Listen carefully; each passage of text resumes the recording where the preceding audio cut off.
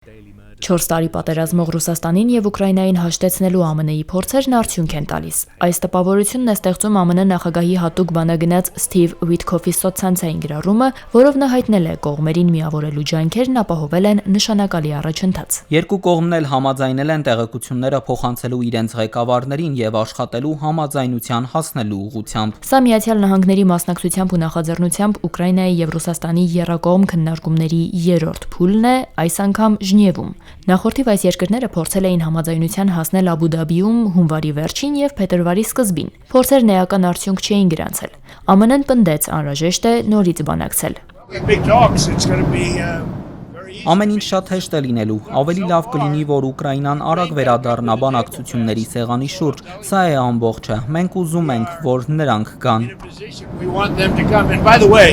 Հունվարի 17-ին բանակցությունների երրորդ փուլի առաջին օրը մամուլում հայտնված տեղեկություններն իրարամերժ էին։ Մինչ ԱՄՆ-ն պնդում էր, որ ամեն ինչ պարզ է, կան նկատելի առաջընթաց եւ պատերազմը մոտ է հանգուցալուծմանը, ռուսական պատվիրակությանը մոտ կանգնած աղբյուրը AFP-ին հայտնել է, որ բանակցությունները շատ լարված էին։ Դրանք շատ լարված էին, տևեցին 6 ժամ, ասել է աղբյուրը անանուն մնալու պայմանով։ Ավելի վաղ Կրեմլի խոսնակն ասել էր, որ բանակցություններից որևէ ակնկալիք սպասել պետք չէ։ Ամերիկյան լրատվամիջոցներն իրենց հերթին գրում են, որ բանակցությունները դոփում են տեղում ռուսական կողմի դիրքորոշման պատճառով, որը ներկայացրել է պատվիրակության նոր ղեկավարը։ Ռուսաստանը փոխել է իր պատվիրակության ղեկավարին բանակցությունների երրորդ փուլում։ Նախորդ փուլերին այն ղեկավարում էր գլխավոր հետախուզական վարչության պետ Իգոր Կոստյակովը, այժմ նախագահի օգնական Վլադիմիր Մեդինսկին։ Մարդիկ ոչինչ չեն փոխի, եթե չփոխվի Ռուսաստանի մոտեցումը, ասում է Ուկրաինայի նախագահ Վլադիմիր Զելենսկին։ Նա իր ամենօրյա ուղերձում հայտարարել է, բանակցությունների առավոտը ծագել է նոր ուժգին հարվածներով։ Նախ այն զանգվածային հարվածի մասին, որով ռուսները սկսեցին օրը, արձակվել է տարբեր տեսակի 29 հրթիռ, որոնցից 25-ը խոցվել է։ Ռուսաստանը հարվածով է դիմավորում նույնիսկ այն օրը, երբ Ժնևում ընթանում է նոր քննարկումը Միացյալ Նահանգների հետ։ Սա շատ հստակ կերպով ցույց է տալիս, թե ինչ է ուզում Ռուսաստանը եւ ինչի է նա իրականում մտադիր։ Գրեթե 400 անօդաչու սարք է արձակվել, հարձակումների սպառնալիքը չի վերանում։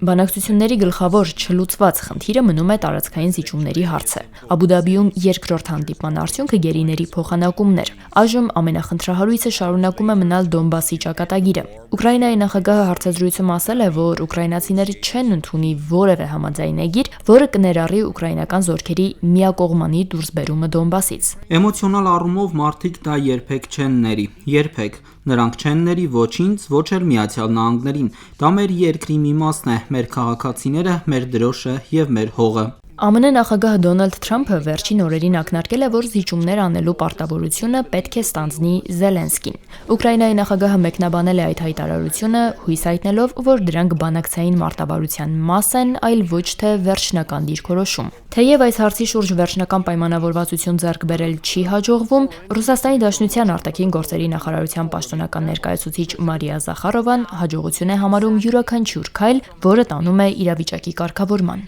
Բոլորս իրոք խաղաղություն ենք ուզում, եւ Ռուսաստանը դա բազմիցս ապացուցել է։ Մենք հասկանում ենք, թե իրականում ովքեր չեն ուզում խաղաղություն։ Անվերջ հայտարարում են, թե բանակցություններն անհրաժեշտ չեն տարբեր պատրվակներով, միթե մենք իրավունք ունենք։ Ես նույնիսկ այսպես կարող եմ ասել. միթե մենք իրավունք ունենք չգնահատելու բանակցությունների այն հնարավորությունները, որոնք կան։ Այս հայտարարություններին զուգահեռ Ուկրաինայի նախագահ Վլադիմիր Զելենսկին պնդում է ուկրաինական հետախուզությունը պարզել է, որ էներգետիկ օբյեկտների վրա ռուսական նոր հարձակումներ են սպասվում եւ որ նման հարվածները դժվարեցնում են գրեթե 4 տարվա պատերազմը դադարեցնելու մասին համաձայնագրի կնքումը։